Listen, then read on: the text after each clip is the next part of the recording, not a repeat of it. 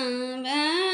सवा की हमारी उमरिया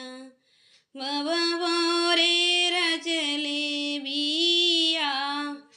बरबरी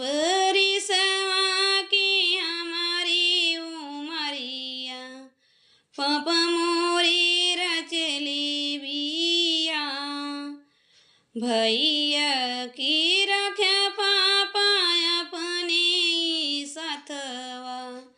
बेटी का काहे पारई भैया की रखे पापा अपने साथवा बेटी की काहे पारई जीवे